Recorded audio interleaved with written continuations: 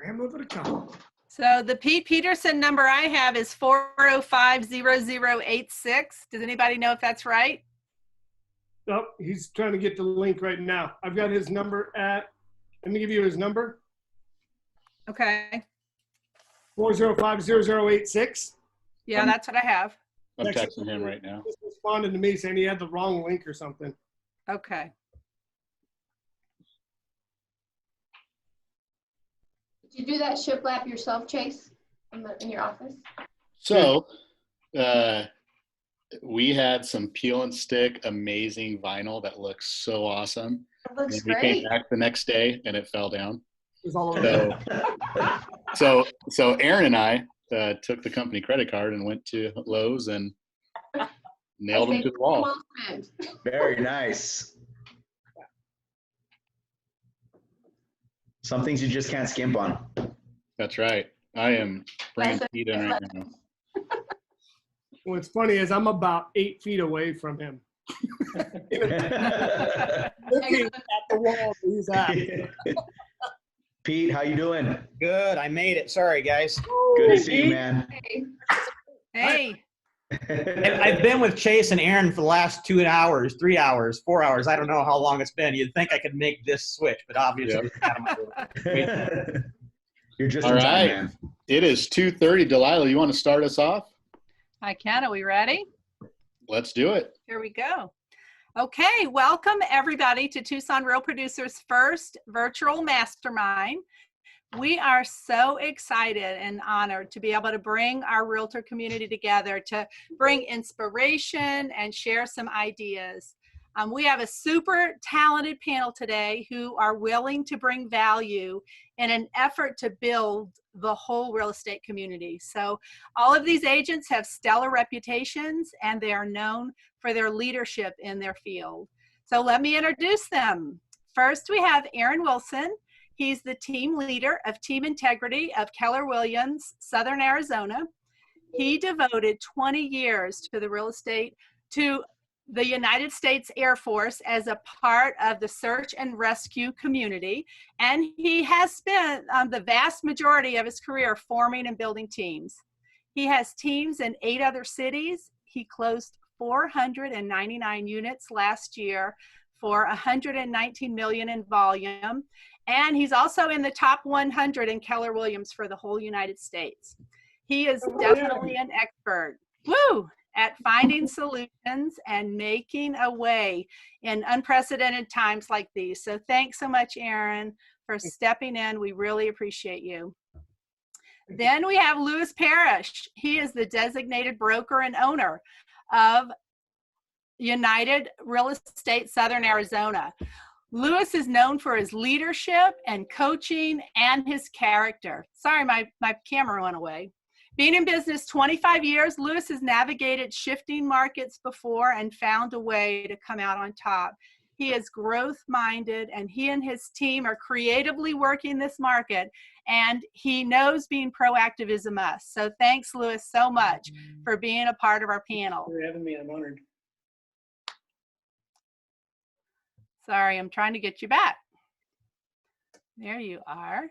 Then we have Candy Bowen. She's with Realty Executives Arizona Territory, who in just over 3 years grew her business to $25 million in volume with 120 transactions closed in 2019. Candy won Rookie of the Year in 2017, and she now has a team of 5 agents. She sits on the board of both the TAR and the Green Valley Sarita Associations. She's the co-chair of the Young Professionals, YPN, and she's active in Women's Council. Candy is energetic, she's persistent, and she's ready to tackle this market, and I'm excited to hear how. Welcome also Frank Torres with HomeSmart Advantage Group. He is the CEO and the team leader of the Torres Real Estate Team. Frank is a native Tucsonan and has been practicing real estate for nearly 17 years. Though most of those years were spent working a dual career, he has gained the knowledge to successfully act as a mentor and a coach. Frank has insight we're excited to share. And then we have Pete Peterson, the CEO, partner of the Stratton Group of Keller Williams, Southern Arizona. Pete's expertise is in sales and leadership. He has the skill and the systems in place to provide agents with the ability to succeed at a high level. He's innovative and passionate about teaching, and we're honored to have him on our panel today. Thanks, Pete, for joining us. You bet. So lastly, we're thrilled to have Chase Delperdang, a third-generation agent and the Director of Growth for Team Integrity, moderating today. For 15 years, Chase has been a pastor and a speaker, and I know you're going to do an awesome job, Chase. Thanks. No problem. So last but not least, a huge shout out to Jenny Adams, who's in the background, making sure all the technical pieces run as smooth as possible. Thanks, Jenny, for all your help. Sorry for So, making Chase, let's really get hard started. All right. Let's have some fun, guys. All right. First question is this. We are about 2 months into a shift in our market and world in general. What is one thing that you have shifted in either your culture, your production, or your profit and loss statement, the expense side of your business? What's one thing that you've shifted recently in your business? Either be it culture, production, or in your P&L. Who wants to start that one off? I can do that one. Let's go. All right. We dove deep initially once this started, and once we got the call to basically kind of go on lockdown, it was kind of the real kind of wake-up call for everybody. We initially just went straight into our finances and went straight to the P&L, and we started hitting expenses. So I know in any shift, I've been through a shift before, 2 other shifts prior, nothing like this one. However, we dove deep into that, started cutting expenses right away. Fixed rate expenses, variable expenses, started looking at both of those. Which ones do we need? Which ones we don't need? So that's literally where we went. Then we had to notch up on the other side, our accountability with agents. I can go second. Candy, go for it. Okay, so the main thing that I've implemented, and something that I've been doing for years, is doing virtual showings and things like that, because I have a lot of out-of-state clients being in Green Valley and having a lot of the retirement community come here. So I started immediately doing virtual tours, offering virtual tours to other agents on my own listings so that they didn't have to feel like they could miss out on a showing. So I would literally go in on Facebook Messenger with the other agent and the buyer and walk through my own listings with them, and I've sold probably 12 deals off of just virtual showings since this thing started.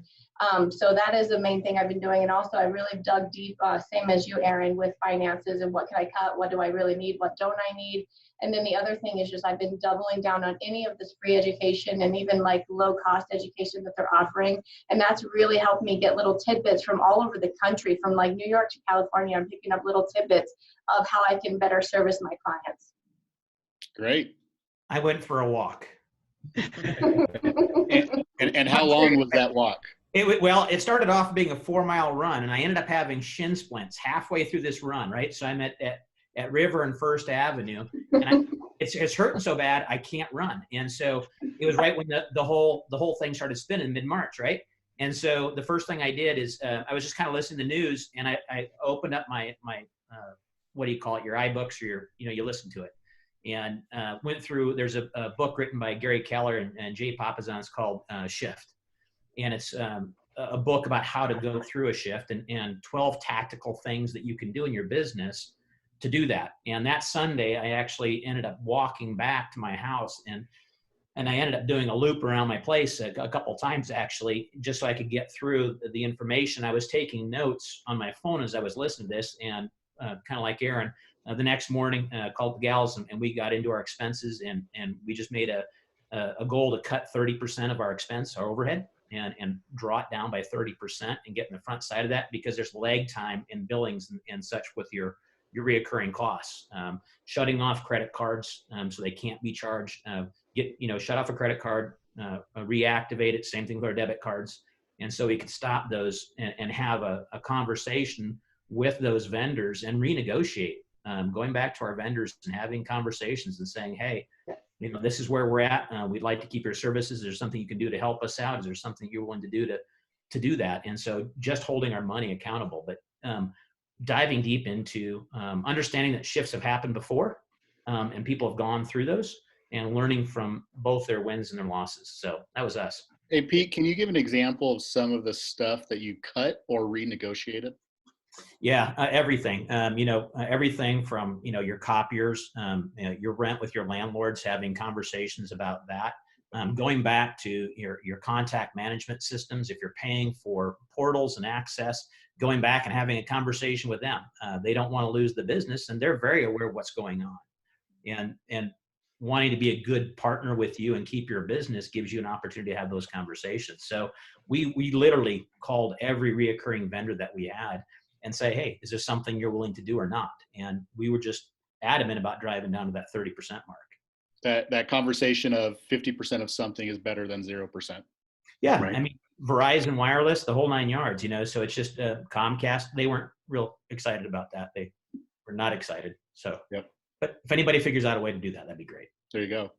Frank, And Jake, for me, I'm just going to piggyback on all those ideas, and I'm just starting a team, so I'm at the early stages. And what I was doing this year was going to commit to some office space, and I've kind of had to put that on hold, cutting expenses, and then of course just maintaining the focus and the ability to use the things that are no charge to us, like maintaining a social media presence to all the people who are following. Right now, more people are online than ever. So even if you pay attention before, they're doing it now because they're at home, they have more time. So I'm taking advantage of those opportunities to advertise what I do and celebrating sales, and of course, with my other agent as well. Yeah, that's awesome. Louis, what about you? You're in a little bit different scenario where you've got the entire brokerage, right? So a different set of experience. I wear two hats, right? So I work with the Excelsior Associates in a team atmosphere, and also operate the brokerage. But since the last Great Recession, it has been a discipline to run really lean and mean. So my first knee-jerk reaction was like several of the rest of you. A lot of us come from the same school of thought. So let's see if we can drop our expenses by 20%.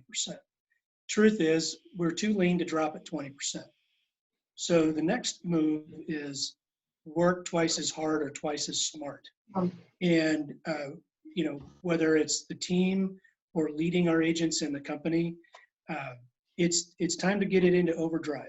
Do your lead gen. And I'm sure we'll talk about how we need to do that differently, maybe later in this mastermind. But our focus has been 100% on growth. Like this is ugly. This is going to hurt. Let's be honest about it. But it's also an opportunity, because with every change, there is an opportunity to adapt quicker, do new things, do things better. And I know that on the back end of this change is going to come greater market share for each agent who has the mindset where I'm going to go get some right now. Yep. Great. Louis, to piggyback off something you said about going through the recession and the shift before, what's one thing that you would say is different now between 12 years ago? Well, I think that the fundamentals of the real estate market right now are very strong. Yeah. And I certainly don't have a crystal ball, boy. Nobody knows what's going to happen tomorrow, much less at the end of the year or next year. But our fundamentals of the real estate market are so strong, with folks in high equity positions. We have low inventory. We've had stable appreciation and growth and responsible lending for over 10 years. So I think that this recession is not going to be heavily participated in by the real estate industry in that area. One of the quotes that we heard recently in an article was that the last recession we kind of caused. This one, we're a bystander too. Right. So. Yeah, it's going to be ugly. It's going to hurt. Yep. Let's go get it. Absolutely. Here's the next one. What steps are you taking to protect your mindset and emotional health through this? For those on the disc profile that are SCs, this is the greatest thing since sliced bread. You get to stay home and have an excuse. Those that are Ds and Is in the disc profile are losing their ever-loving minds. And so I just knowing some of you, we're all over the board there. What are you doing to protect your mindset in a time like this, or your people's mindset? Oh, I can cover this because I really have taken to like exercising and getting out there, getting outside, seeing sunshine, running, just doing little things. Even if you just go for a walk, just getting out of the house is nice. And I've been connecting with my, to add that to something I've been doing with business, I've been connecting with my past clients and my, circle of influence, and just not sales. How are you doing? How are you holding up? Yeah. How is everything going? And I think that's huge because it's really personal, and we care about these people. We've got them into a house, and we want to make sure that everybody's doing okay. So I think that is just keeping your, being honest and being genuine in your heart. And that's one of the things that is easy for me. We've been doing a lot of video meetings with clients because who doesn't want to see somebody's face, right? Like, we can't see people in person. So why don't we just hop on the Zoom or Facebook Messenger, or even on your phone if you have video capability? I've been jumping on video all the time. So really been helping my mindset a lot. And that goes a long way, Candy. Pete had mentioned Gary Keller. Gary Keller says it's disingenuous to show up in people's lives only when they're looking to buy or sell real estate. Right. Right on. Yeah. I know for us, we've gone to, kind of like Aaron, we've got expansion partners in different cities, so we were kind of used to the Zoom thing before the whole lockdown thing happened. And one of the things we had done, we do a team huddle every morning at 9:15, which we've done for a year. And we've changed that from just having conversations about numbers to gratitude, and calling it a gratitude huddle. And so we start off with, what are you thankful for? What's a blessing in your life? What's just a good thing that's happened, whether it's personally or professionally? And then we take a look at the numbers and making sure, kind of like Lewis's, comment, we're doubling down. The activity that was okay, in January and February to get you to your goals by the end of the year, it's going to require a lot more time and effort. So if that goal is really important to you, we got to take a look at those numbers on a daily basis and make sure that we're on track for them. But the gratitude piece has been huge, connecting with people outside of the transactional real estate. That gratitude thing is the magic, isn't it, Pete? Oh my God, it's amazing. I know you guys do something along that lines too. I think it's an everyday thing. You really have to be more purposeful with your mindset, because that's truly the foundation for everything that you do, especially your attitude. And I can tell you that in this past month, I've been hiking more times than I did the entire year last year. And what I'm trying to do is connect with some of those people who are, wanting to have more conversation about how everything is affecting my life, as and vice versa. And having those real personal conversations for me is extremely helpful, just to know how everybody's being affected. Yep. Absolutely. What do you guys do, Lewis, as far as the gratitude side? Mine is personal, right? So I start my day with gratitude. And I encourage and lead our agents to do the same. The mindset thing, I think, is number one in times like this. So I spend a lot more energy as a leader in encouraging healthy thinking. Personally, I start with gratitude, and I'm normally a pretty structured person. I'm a very purposeful person. I work by a schedule. I like to be on time. There's that discipline. But I've taken the opportunity to even become more structured in my daily life. Working from home or working from the office, it's the same to me. My office is my home. But for those weeks that we spent in the house, it got a little weird for a couple of weeks. We've got teenagers in the house, and they're not sure what to do with their schedule. And, we started getting up early and going for a walk together. And then, add things in. Now we're going to read. Now we're going to get ready and go to work and follow that schedule.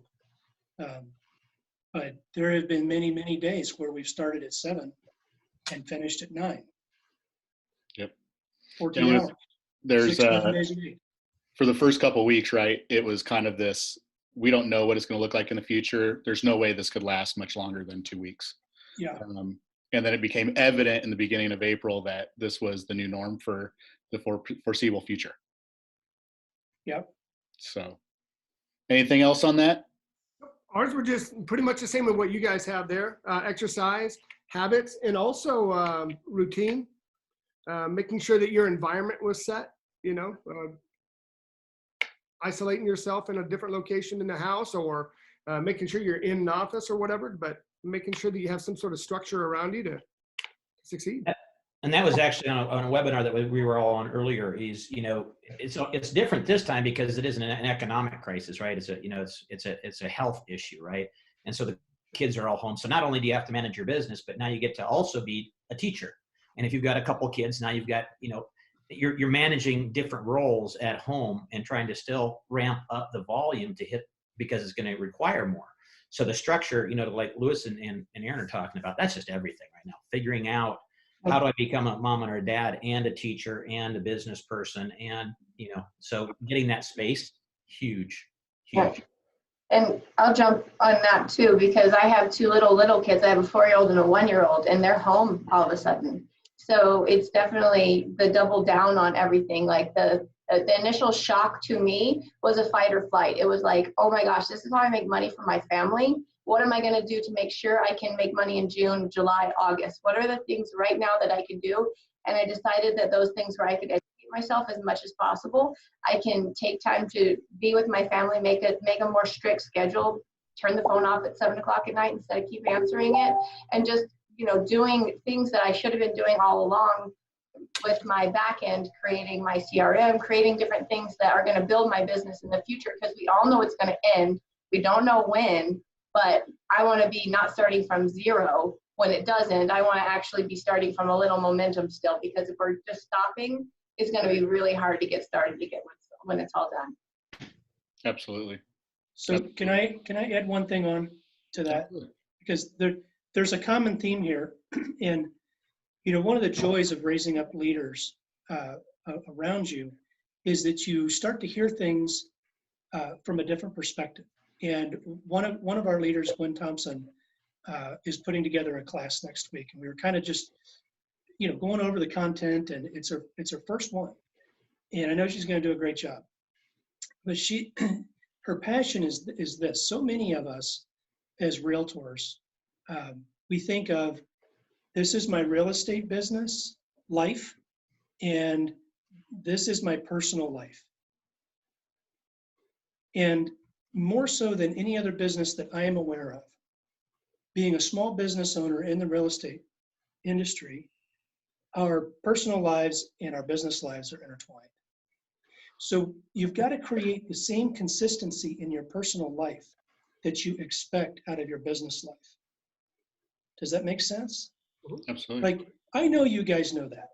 I know you all well enough to know that you're disciplined, driven people, and you have that consistency in your life. But for the 100 agents that are listening in, some of them may still be trying to learn that it isn't a job and a life. It's the same thing. Yeah, and I think there's so much wisdom in that too. You know, and if you're a single agent and, you know, you're not part of a team where they do gratitude huddles and those kind of things, you know, solidarity. I mean, get with other single agents. Find 5 or 6 people that you can connect with, and you make that commitment. Hey, we're going to hold each other up, start our days off right. You know, we'll start off, and you create that. You artificially create that environment, and that's kind of like, you know, creating that space that Aaron's talking about. You can do that because they're the people that are walking the same walk that you're walking. Yeah, that's awesome. And I'll jump off what Lewis said. So I know a few of us here are veterans, and we have had that combination of life and work just as one, because in the military, you're not just in the military and then go home. You're always in the military, just like when you're a realtor. So I do think that if you get that discipline to realize you're cutting your phone off at a certain time, and you can set expectations with your clients, you can really meld that just fine, but still have that time with your family, that you're not just working yourself to death every single day. Right. Yeah. Creating healthy boundaries. Well said. Yep. Next one is this. How are you partnering with affiliates or vendors or just general community members during this time? We all have title folks, home warranty, lenders, people that are our people. How are you connecting with them, maybe in a different way or more intentional during this shifting time, where you may not be in the office every day to see them, or they may not be? I feel like there has to be a lot more communication than before, because we all have a different way of doing business now. Their expectations are different. Let's use the title company, for example. Since I'm no longer able to attend, how is it that I can be there to answer questions? Is there going to be somebody there to put me on speakerphone? Can I client do that? even having documents there sooner. So all those things are important in everything we do. And then also with the people we interact with on a physical basis, like our home inspectors and other things. I want to find out what they're going to be doing to protect my clients so that I can be doing the same and we're on the same page. Absolutely.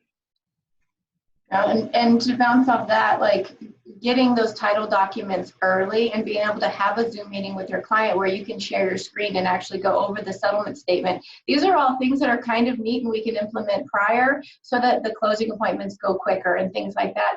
I just heard today that the remote online notary has been approved in Pima County recently. So that's something that, you know, might benefit our clients. So I've been calling the title companies, finding out which ones are doing it, and just having open communications. Like Frank was saying, it's huge to have open communications right now with everybody because we're very apart, but we're still working together on all of these transactions.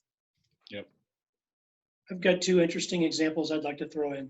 Absolutely. So I want to give kudos to our title partners.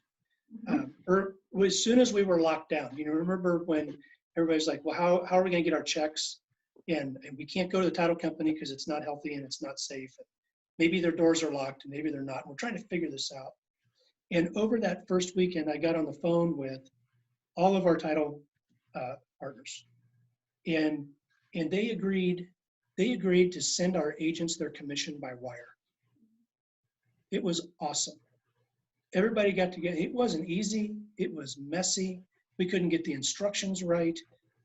It didn't go off perfectly, but the effort was made and it did work. And so I'm super grateful for that. I'm so impressed with their willingness to do that.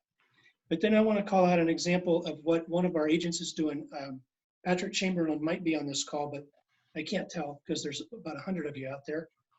Patrick went out and started doing marketing videos for small businesses. Yeah. He's actually promoting other people's businesses through his talents as a social media video marketer. And it's been incredible to see, you know, the way that we're not talking about like vendors, like restaurants and auto brokers and you name it, he's there pitching their business. And, you know, what does he get in return? He gets referrals. It's been beautiful. He even put a thing out the other day. It was a really cool video. Maybe you guys saw it. I know that it went fairly viral. It was on the 8th day, God made small business owners. And he went around and featured a bunch. It was just really awesome. Classy. You know, it's different. You make an adjustment.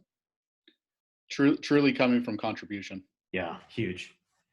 We've stepped up our mailing, by the way. We partnered with one of our title companies, wholesale mailing house. People are at home. We think they're reading their mail. So that's something that. Like our third time today, I think we've heard that too. Yeah. We've heard that from other But don't agents. tell any more people, just these 100. Yeah, our vendors, you know, just like anybody else, you know, they're just like a team member, you know, so wellness checks, calling in, figure out how their industry is changing, what's on the forefront. And that way we can kind of relay that information down to the agents as well. So therefore, because right now information changes, it's extremely fast, and we've got to be on point with that. Got to remain fluid with everything right now, right, Aaron? Like, by the time I get out of here, I'm sure there's about 15 different things that have changed as well. So we got to get caught up on that. absolutely. I think that kind of goes back to what Chase, kind of what you were talking about at the beginning. Like, what was the first thing you did? The first thing I thought of, you know, in the 08, you know, shift looked a lot different for me in my business. You know, we had a lot of investment properties back at that time.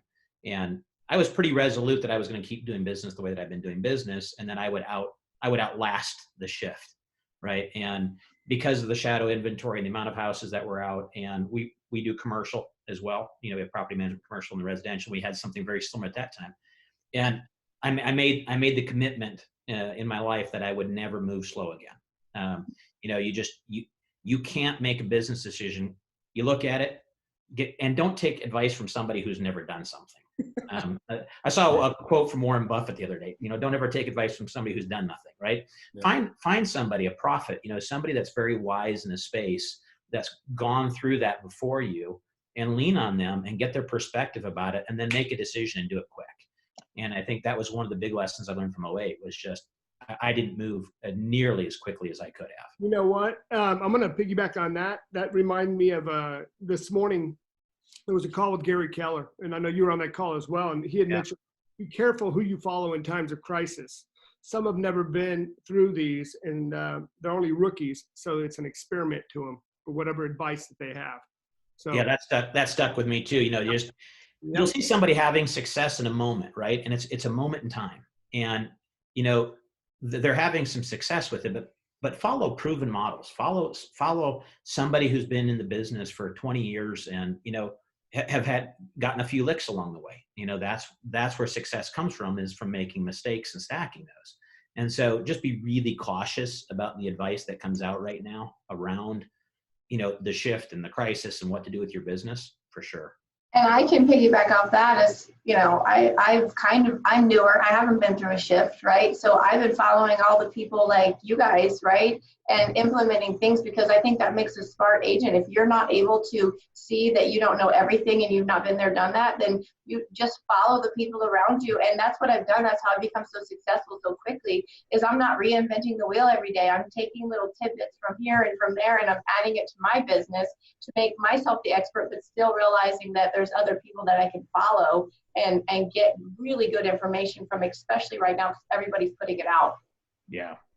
Yeah, and there's, when you find that like-minded group of people, Candy, like everybody that's on here, is there's not that scarcity mindset. There's enough real estate to go around for us. Yep, absolutely.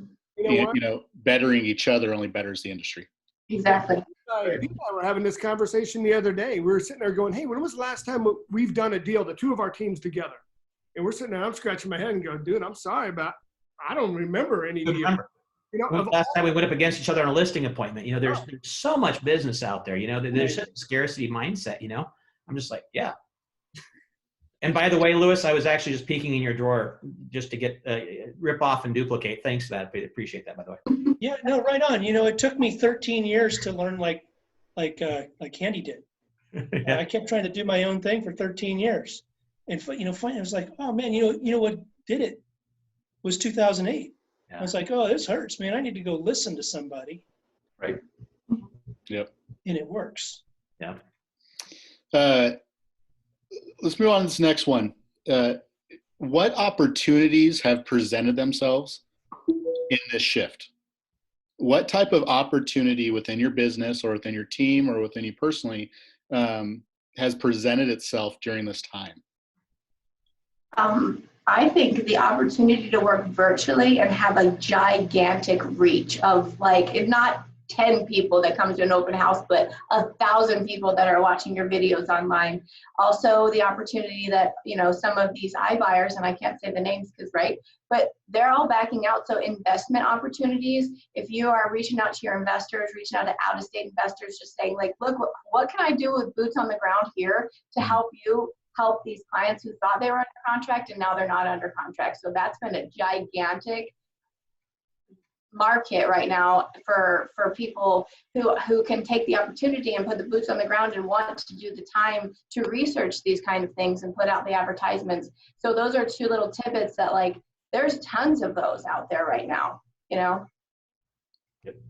I think it's, to be quite honest with you, I think it exposed our business to the point to where we know exactly what we need to do and what we don't need to do right now. And that's a real good thing. You know?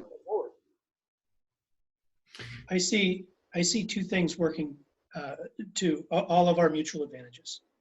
One is that people are starving for attention right now. They want you to talk to them. They can't wait for you to call.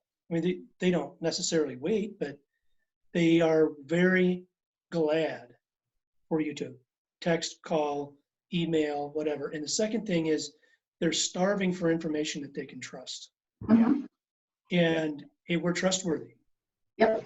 And good So news too, right? Don't you think, like, posting about, hey, I got this under contract, I've done this, I've done that. All people are hearing is kind of fear mongering right now. So if you're out there just saying what you're doing and being like, hey, it's really not that scary right now. Yeah, it's a shift, but when you're out there, like Lewis just said, people, you should see my messenger inbox. It's crazy. People just want to talk to me about, oh man, how's this going? How's that going? So it's like, you're right. People are wanting the social interaction. If you're out there posting things, they're going to reach out to you. Yeah, they're really leaning on us to be the resource right now. They want to consult with you on what their next move should be if they're, you know, ready to buy, sell, or invest in real estate. They want you to really give them the information they're craving and desiring, because there's so much negativity around us. They just want to hear from somebody that's in the business and doing it every day and is successful at it. I know for us, it's, you know, the language of real estate is numbers, you know, from a productivity standpoint, you know. So when you look at this, I think, you know, to kind of Aaron's point, you know, the numbers we should have known in the best real estate market in the history of humankind is gone. And knowing what our numbers need to be now, and not only for performance, which we definitely have, I think that exposed us. You know, you can be good at it in a great market, but you're gonna have to be great at it in a shifting market. And if you want to come through this, if you want to survive the shift and then come out the other side and maximize the opportunities, you have to know your numbers. You got to know how many calls you need to make, you know, how many appointments you need to have, how many appointments gone on, how many appointments set leads to how many closings, right? And I mean, you just got to know those numbers. And, you know, to our clients' perspective, you know, how are we the economist of choice? You know, do we really know what the average sales price, the median sales price, how many houses went on market, how many went contingent, how many had price adjustments in the last 7 days? It's a shifting market, right? And that's the information that our clients are looking for from us. And so we could get away with it and not do that 8-10 months ago. Not so much right now. Anything else on that one? The opportunities presented itself. All right, let's move into this next one. You know, Delilah put this all together with y'all because of your track record, right? Track record of success and being selfless as well. There's a lot of people I think that could benefit from this next question. If you were new into the industry, if you had just got your real estate license, or you were starting a team again, wherever you're at, what would you do or focus on right now? Louis, you said that it took you 13 years to get to Candy's 3. What would you tell people listening right now that you wish you would have known, or that could save them a bunch of time and heartache in the future? So Pete alluded to some of this. He's never going to move slow again. And getting a business off the ground requires mass, rapid movement. And especially in the arena of making contact with people. Authentic, meaningful, I'm going to even say loving contact. You got to reach out to people and find out what they're up to, where they're going, and what they need, and find a way, even if it doesn't have to do with real estate, find a way to be a helper on their journey. As many as you can. Mm-hmm. And watch your numbers, right, Pete? Oh my gosh. Right? Know them. Track everything. That's it. I love that, Louis. Yep. I feel you got to surround yourself with the right people, obviously. Know who those man. people are and what they're. That's the real right answer. Yeah. And that's the real right answer right there, Aaron. And that's what, you know, being very fortunate, you know, I'll go back, you know, 8-9 years ago when we did a road trip, you know, you're not surrounding yourself with the right people is what it all boiled down to, you know, and I know that that's just the secret to success. You know, the secret is there is no secret. Right. Being disciplined with it, holding yourself accountable. And if you can't hold yourself accountable, you better find somebody that can and take that accountability. Keep it simple and don't get complacent. And my simple answer is, you know, the foundation of any business is being able to structure your day and your week and knowing what you're going to do every single day to gain more business and work your transactions and do your follow-up. If you don't make time for any of those things, you're conditioning yourself for failure. You're right. Life is going to fill in those gaps. Frank, what was, you had a very successful career in the healthcare industry. doing training and coaching in there. And you've been doing real estate parallel with that for several years. What was your big decision to go full time, and what has transpired as a result? Well, my decision to go full time was, kind of just being tired of working in an industry where you were just a number, right? I worked for very large corporations, and I did that for years, and there was a lot of loyalty on my side. And when I needed something, and even if it was tools to be more successful at my job, it wasn't given to me. And I knew that I was succeeding in another area where I was more in control of how I ran my business every single day and how I treated people, and of course that what I got in return. So I needed to change some of the way I was doing business because I wasn't structuring my day. I didn't know anything really about lead generation and how important that was, and staying connected with your clients. So I needed to be around people and surround myself with a company that could maybe help me gain those tools, so that I could be more successful in real estate, and then of course just let go of all of the things that I thought were super important to me on the corporate side. And it just came to it started with a mindset. I got fed up one day and I said, you know what? I'm no longer going to be hostage to this situation because I have choices. And I made the choice to move on, and it's been the best decision, I could have ever made, because my entire life has changed.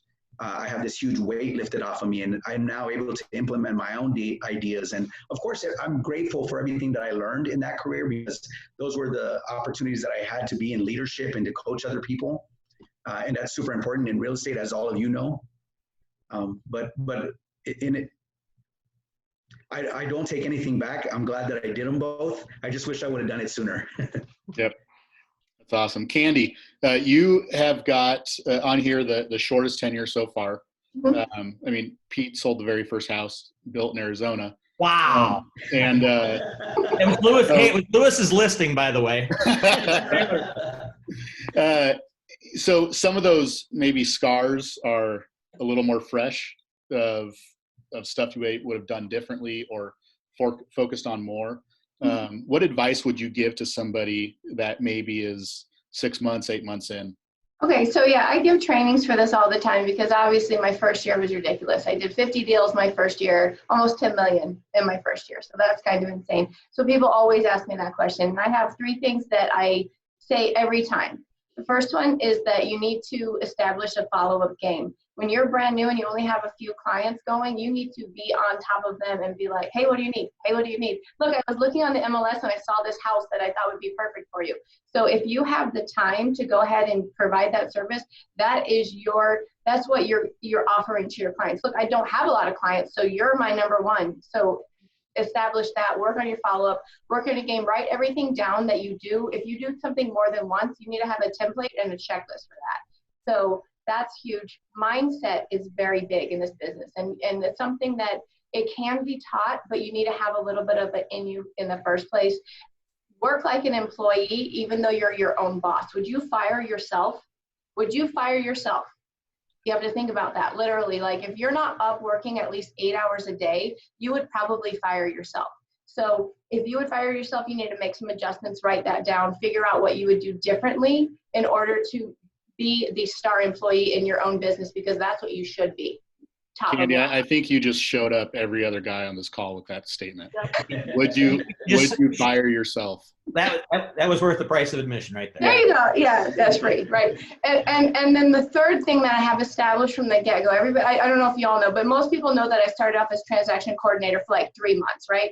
So I got to see 200 deals a month for those 3 months, and I was like, holy moly. Calm yourself. But yeah, so I established systems because I knew that I was going to be good at this. I knew I was good at transaction coordinating. I know I'm good with people. I'm good with relating to people and things like that. So establishing your systems and knowing where you want to grow to. So I want to grow huge. So my systems are such that I have a system for my transaction coordinator, my buyer's agent, and eventually my listing agent once I get to that point. So if you're establishing your business while you're a little bit slower, it's going to be a lot easier to grow in the long run. So that's my advice. Awesome. We want to give some time for some questions and answers. So those that are attendees right now, in the bottom of the screen, there's a Q&A button. Go ahead and type that in, and we are going to do one more question while we're not going to get to all of them. Pop those in there, and while they answer one more question. We are more reliant upon technology than ever right now.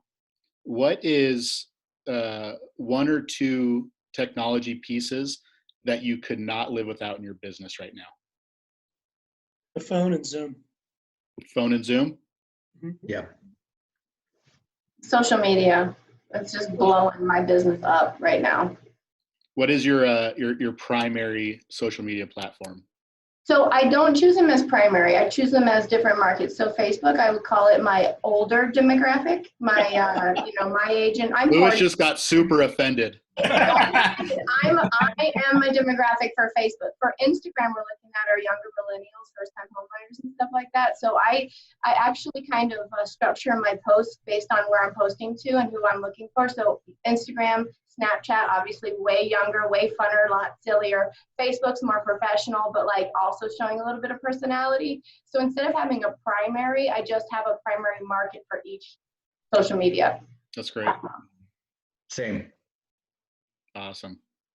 You know, we've gotten to the point where we've got a fairly large team, and we've got multiple pieces to that. And one of the things that we've done is we've gamified everything. So we use a system called SISU, S-I-S-U. There's several different resources out there. Commitment to Excellence. If you're a small team or an individual agent, you Google Commitment to Excellence. The gentleman that created that software, it's an Excel-based program, but it'll track your numbers, and it's very low cost. But we've created games, and we're in a world of we're all competitive. We all know each other's numbers and our sales volumes and what we're doing. We text each other and early in the morning when the numbers come out about where we stand as far as sales volume. We're built to play a game. And as soon as you start keeping score and you know that somebody's paying it, watch kids on a playground, right? At recess, they're just throwing the ball up and they don't care and they're running around like a bunch of chickens. As soon as you put a scoreboard and a clock and $15 on the hook, everybody plays, performance changes, right? Yep. And so we've just used that to create a good culture of fun inside of our business and gamify it. That's been huge for us. The other thing that we've done is we bought a Matterport camera, a virtual camera. So all of our listings, and we're actually going to make that a resource to local agents here in Tucson that can't afford the camera. We're actually going to figure out something that will allow other agents to use some of that technology to help them with their listings. Awesome. But understanding that we're a digital world overnight, and that was on the call earlier today. We know we're a digital world, physically enhanced. Yeah. And so some of those tools and having access to it is going to be huge for agents in helping them grow their business. Aaron, what is yours? You're the last one. We have, I agree with what Pete says there. And, you can relate it to a game, just like, we've always talked about, nobody wants to score a touchdown in an empty stadium. Amen. Ever. And if you're going to bowl, like I'm not a big bowler, but if I'm going to bowl, there better be a scoreboard. That's what I'll play. You're not a bowler. Yeah, 100% not. You're a lot of things, brother, but you ain't a bowler. Yeah, no. What books are you currently reading? Or give me one. I'm going back to read Road Less Stupid. Mm-hmm. And it'd be my third time hitting that one right now. I did finish up Shift and a couple others there, but that's one that I'm really hitting home on right now. And I'm going back to reading The One Thing because I think it's appropriate for this time that we're in right now. There's a plug for y'all. Yeah, it's huge. If you've never read the 4 Disciplines of Execution by Sean Covey, that's Stephen Covey's oldest son, wrote that book. It really has to do with the gamification of your business, like we were just talking about, cadence of accountability, keeping a scoreboard, lead indicators, focusing on lead indicators instead of sales and lag indicators. And then The Road Less Stupid and The Keys to the Kingdom. Those will be the 2 that Keith Cunningham is the author of those 2 books. So actually, that's downloaded that this morning. I'm reading Unshakable by Tony Robbins right now. Awesome. Kind of mindset strengthening. I'm reading The Infinite Game by Simon Sinek. It's a great one. and I really like it. Awesome. It's a different kind of thinking. You know, not to say that, you know, if I give you a quick synopsis, it might sound like it disagrees with gamifying your numbers. It doesn't. Mhm. But we're not playing a win-lose game. Right. It's a forever game. We're playing a long game Mhm. for the next generation. So when we're planning our businesses and making decisions about our family, or it isn't about how many houses can we sell this month. Are you tracking it? Absolutely. Do you have $15 on the hook on that? Yeah, absolutely, because it makes it fun. Right. But the win-lose is in the survival. I'm going to survive this. Pass it on, whatever that just cause is. I like it a lot. I agree with you, Lewis, on the long game. I've said that from the get-go. When I started my long 3 years ago, I had a long game of selling one house in 6 months, and then that's changed now to, okay, this is what we're doing to support my family now. So what's my long game for 5, 10, 20 years down the road? Am I going to be hustling like this 10 hours a day for the rest of my life, or am I going to start implementing a team? And that's how I started growing the team, is like, let me train them to what I've done. It's a very much long game. And I do think that if you have that mindset and you're not coming from a place of desperation and you're coming from a place of planning, then that's going to be a lot easier, and your clients are going to appreciate them a lot. Yep.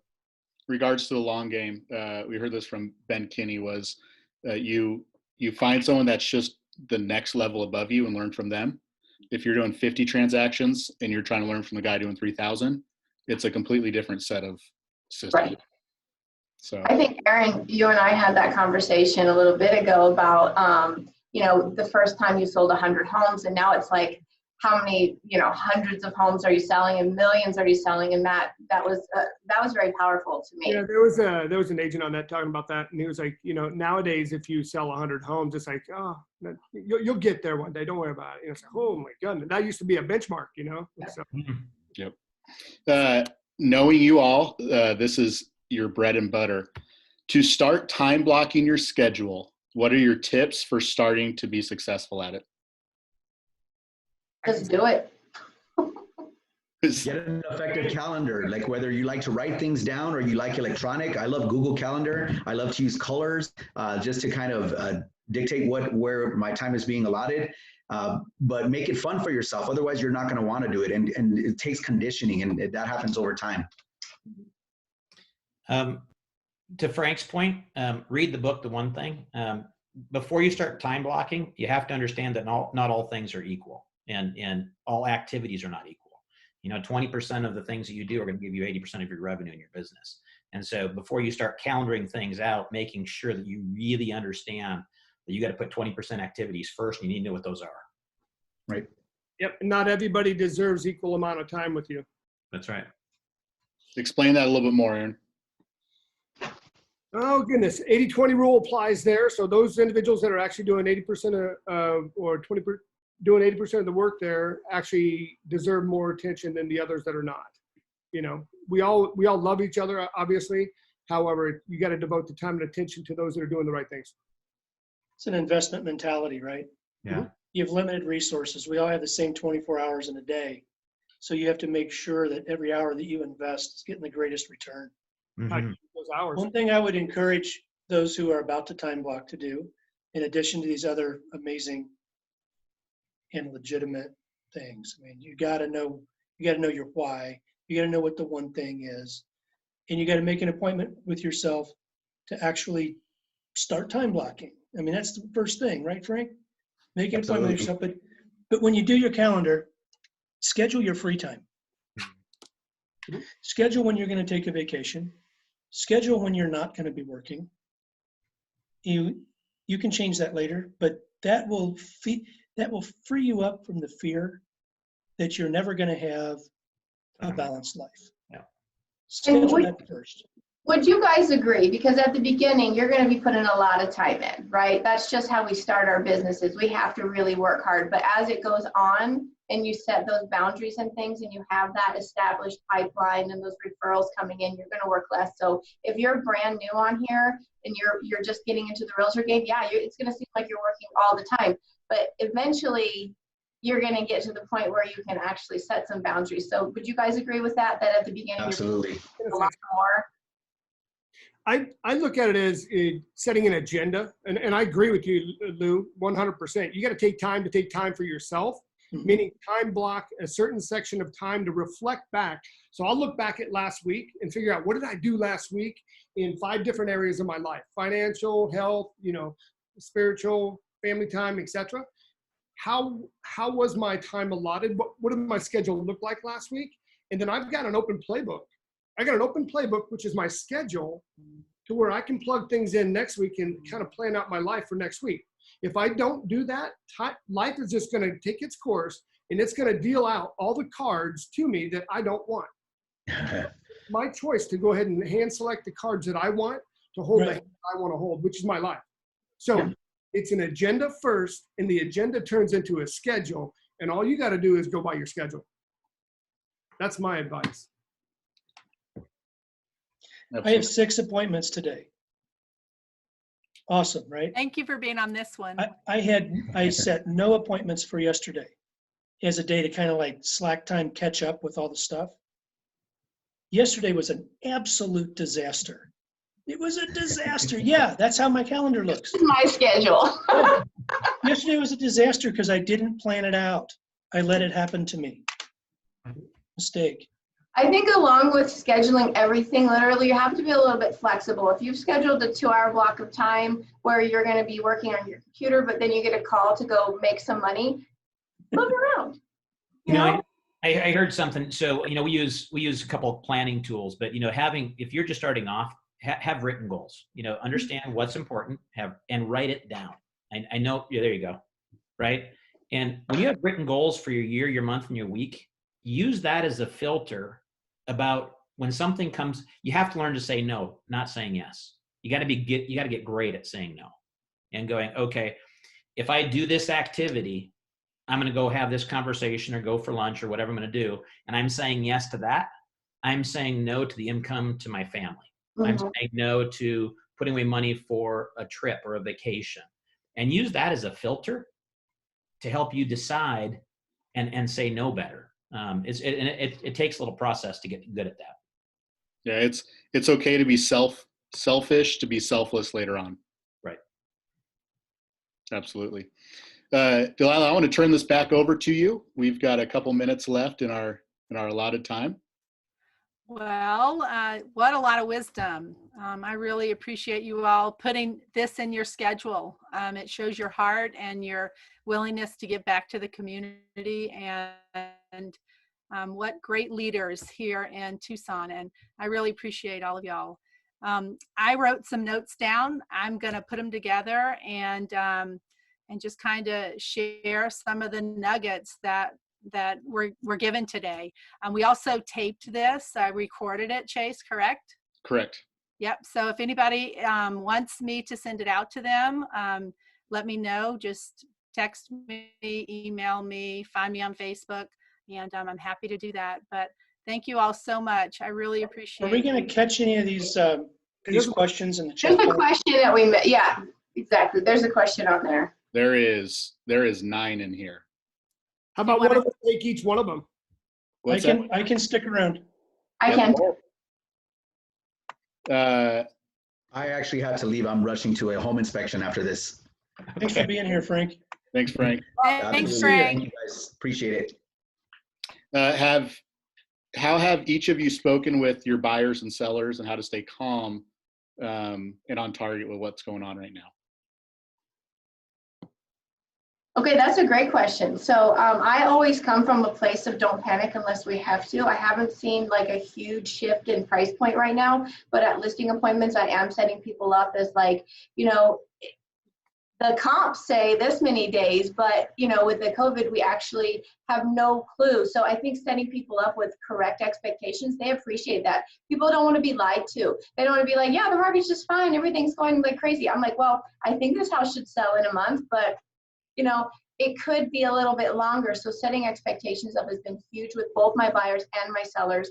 On the buyer side of things, I say it should take about 30 to 45 days to close. However, you know, with the coronavirus and things like that, it could take a little bit longer, and setting up the expectations on both sides has been huge, and everybody's been really easygoing because it's happening to the whole world. It's not like it's a surprise that it's only happening to you. It's happening to everybody.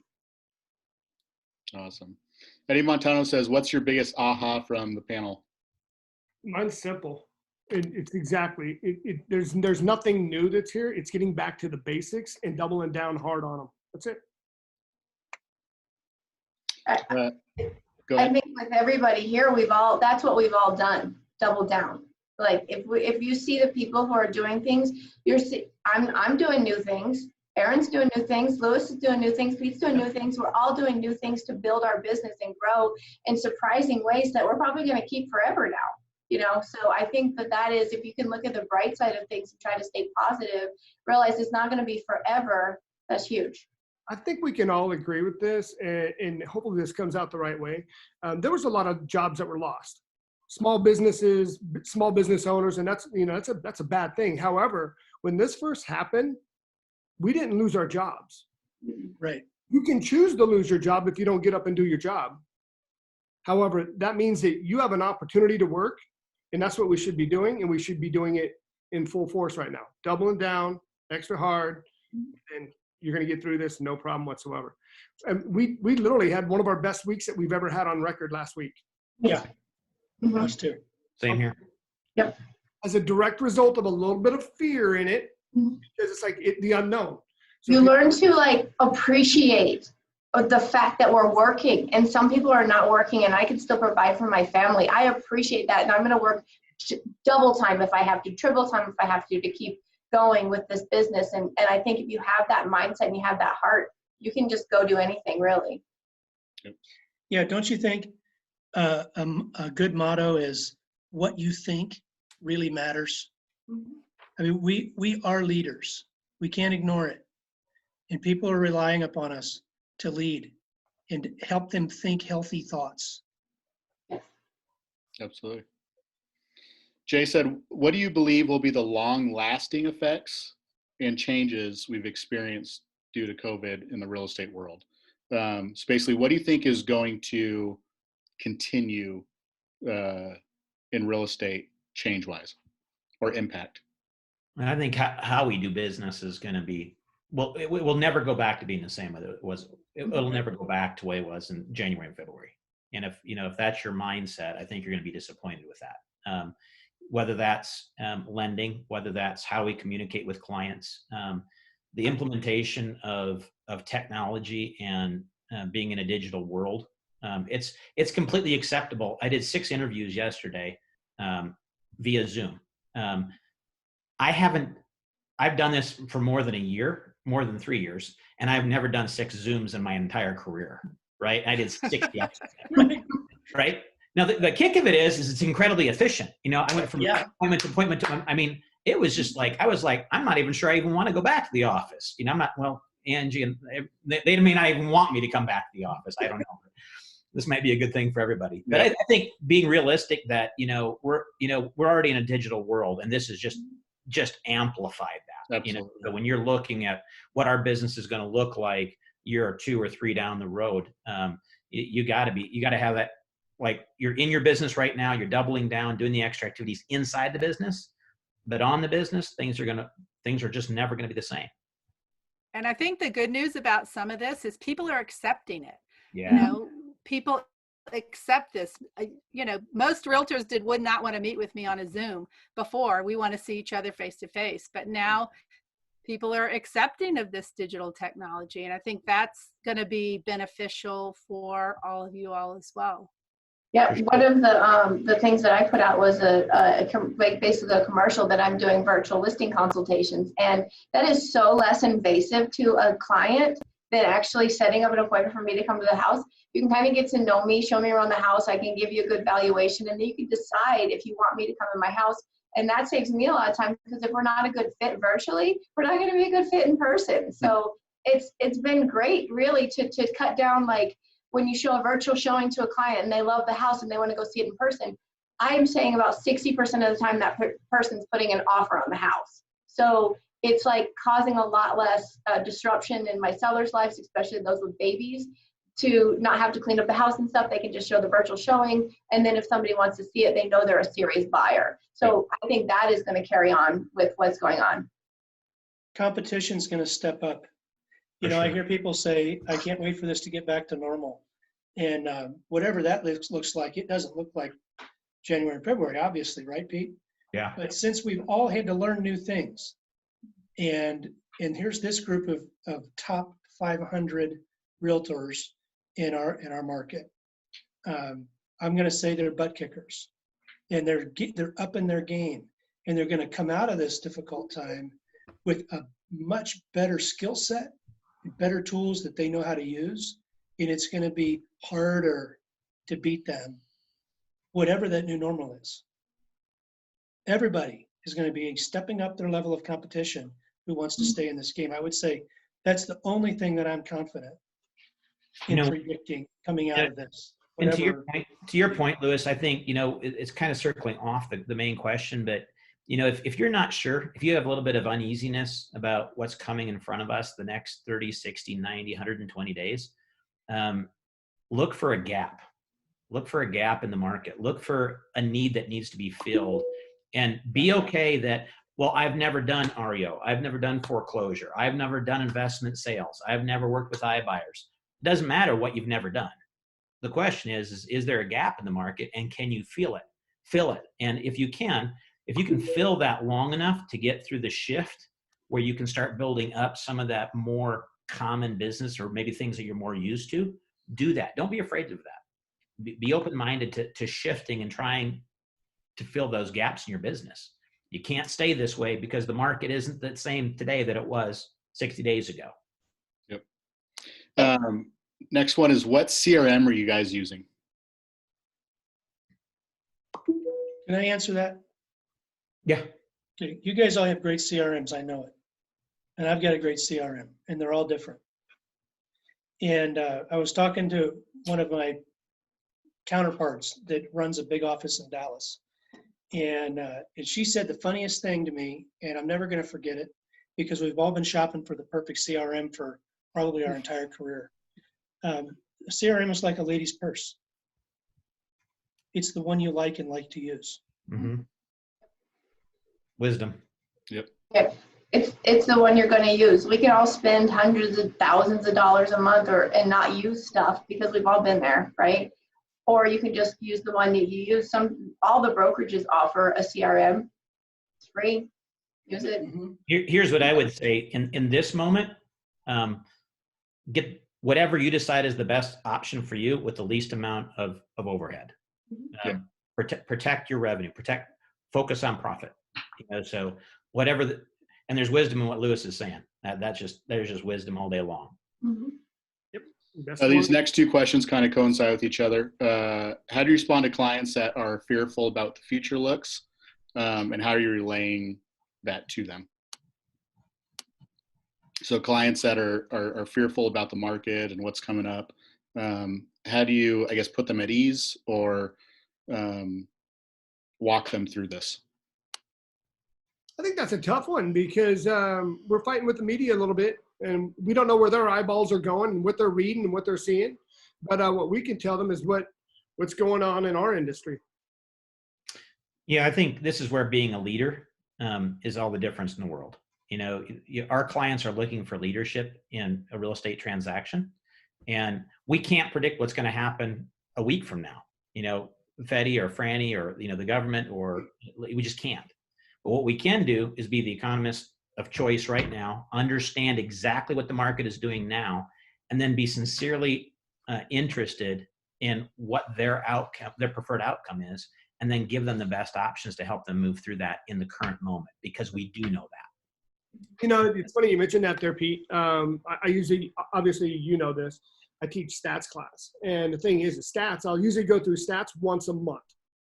However, what I've been doing daily, though, is I've been tracking through MLS. Everybody has the same capability that I do, so there's no secret sauce here. You just go in on your snapshot, in how many listings are coming on per day, how many contingent properties, how many are being sold per day. And when you start tracking that in 1 week, you're going to know what's happening. And you're going to have a lot better pulse on the market. Yeah. So therefore, you automatically know what's going to be put in the print for next month. And right now, our activity is through the roof for here in Tucson. I mean, it's great. And that's the thing is that will not get into print for another 30 days. That won't get into the public eyes for another 45 days. So therefore, from now until then, it's the unknown to them. And it's our job to get out there and tell them what's going on in our industry. If we don't, then we're not doing our job. Yeah, I mean, if you've got a seller that wants to sell right now, if you've got buyers looking at houses, my God, that's a motivated buyer. Oh. Holy cow. You don't have to sift through 50 looky-loos. I mean, if somebody's come out looking at a house, tackle. That's what you're looking for, right? And sales prices are fantastic. So if you're a seller, it's a great time to have a conversation about selling your house. We don't know what that looks like 6 months down the road, but we do know what it looks like right now. Mm-hmm. The last question is this. Doug Ducey just extended the travel ban and stay at home until May 15th. So extended it essentially 2 more weeks from Friday. Is there anything that you'll change in your business knowing that it's going to be extended? Nope. I'll be honest. Here's the thing. We've got a Kansas City team. Their shelter at home is totally different than ours. Mm-hmm. Their laws are totally different to where they can't even call clients. Okay. We don't have that. Could we have that? Sure. Then we'll adapt and we'll change to that there too. But ultimately, no, nothing's going to change. However, I'm going to be watching trends. So we're in front of the ball instead of behind it. You know, I don't want to be chasing after it. I think a fire is lit under me like it's never been before. And I mean, I came out of the gate hot, but I'm coming towards this coronavirus even hotter, and it's not going to stop. Virtual high five right there. Right. Way to go. Yeah. I agree with you guys. You know, it's just anytime there's disruption, there's opportunity. And you got to be looking for the opportunity and be willing to do what others aren't willing to do, you know? So the cool thing is like for us, what we've noticed with our ISA and our salespeople is our pickup rates are through the roof. Absolutely. People are home, you know, so whether it's social media, people are on the internet. All right, great. That's awesome. You know, they're talking to their kids 8 hours a day. They are dying for adult interaction, even if it's right. Me too. I'll call you, Candy, when we get done. And by the way, we're going to send your kids to Chase's house and he free up your work hours. Play date. For a month. Oh, yeah. Real funny, Pete. All right. Well, I know that I speak for everybody else that was on here.